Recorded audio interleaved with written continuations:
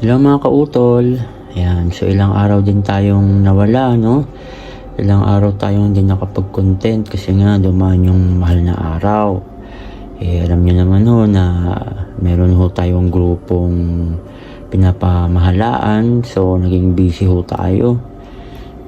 Dahil nga ting mahal na araw, lalo na yung Biyernes Santo, gumagawa ho ako ng gamit ng mga para sa mga kasapi o para sa mga member ng samahan. Yan, so balik ulit tayo ngayon sa pagko-content dahil nga medyo na-busy nga lang tayo ng mga nakaraan.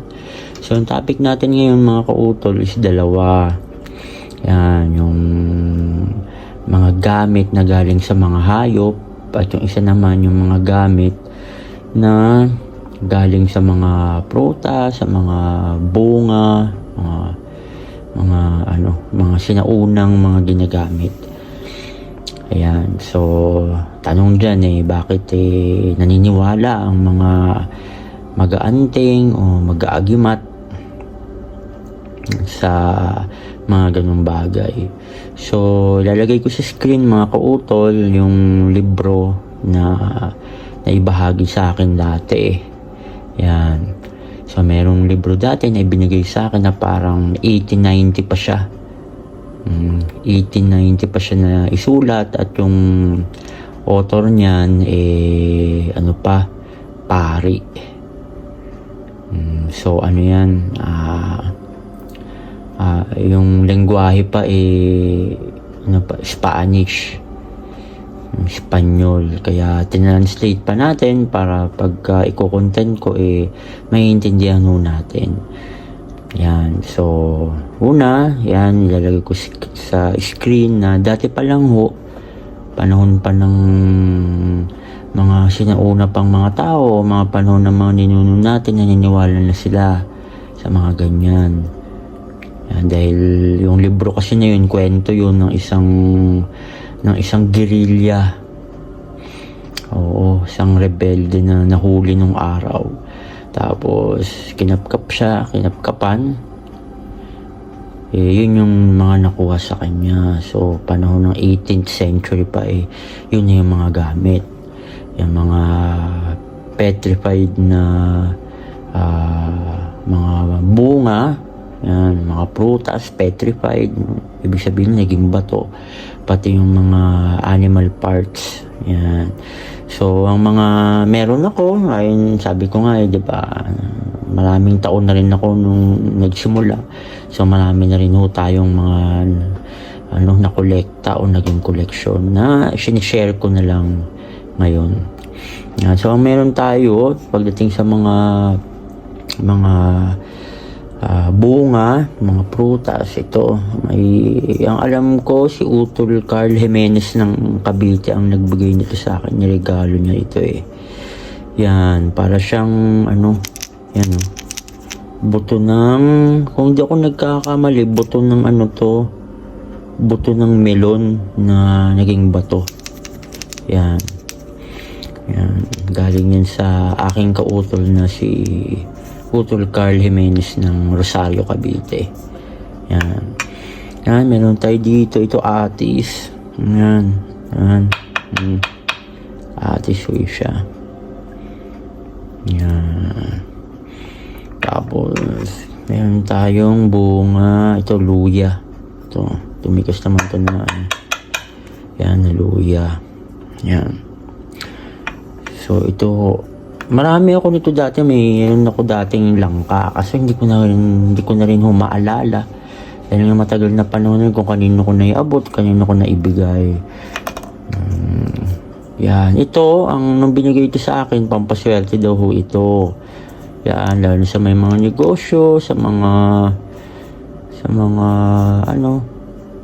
may business. Yan, nilalagay daw ho ito sa tindahan. Yan, sabi ko nga ho, may kanya-kanyang paniniwala ang mga iba't ibang paksyon, ibang magi-spiritual. Ayan, hindi ho tayo gumagawa ng content para mamilit o makasagasa ng ibang paniniwala. Nag-share lang tayo doon sa mga narinig ko, sa mga naituro rin sa akin. Kumbaga, sharing knowledge lang, for awareness lang. Yan. So, yan. Siguro, naisip ko rin na kaya siguro kadalasan ng mga bunga na naging bato, inaano nililink nila sa pampaswerte. Kasi nga, syempre, namumunga. Diba?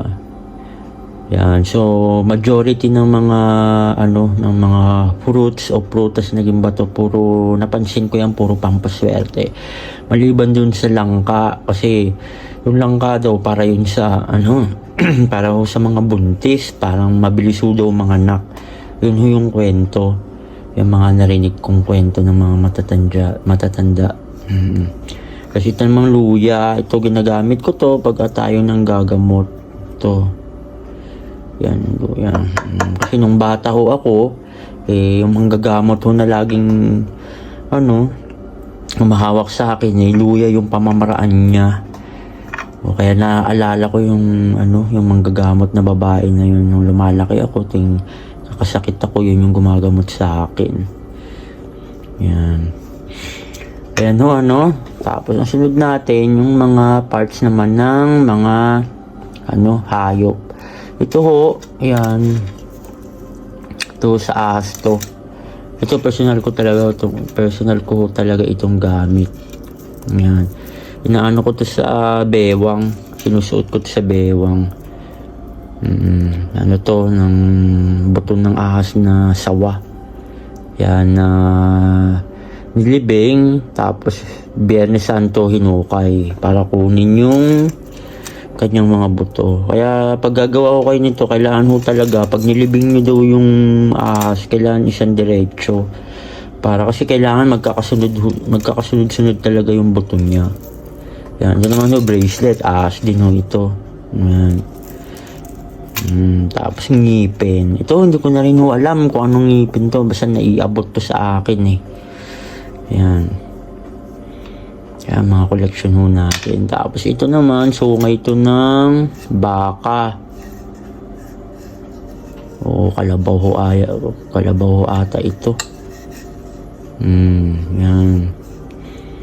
Yan. So, pag mga ganito, inaano ko to. Nagpapagawa ko ng itak. Ito yung hawakan. Maganda ho itong hawakan. Yun lang naman ho kasi yung alam kong gamit dito.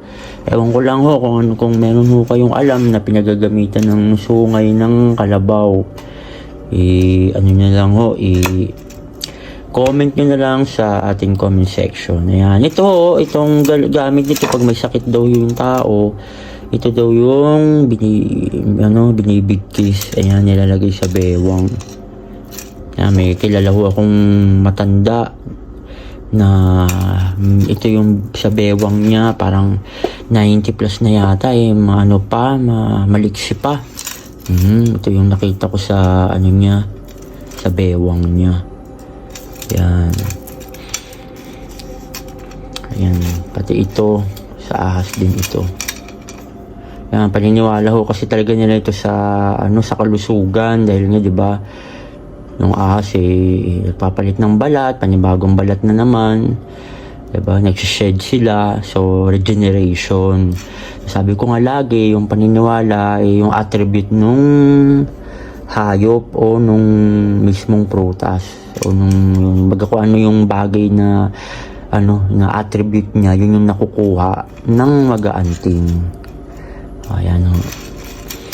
Yan. So, sa mga may katanungan sa ating mga gamit, comment nyo lang po sa ating comment section.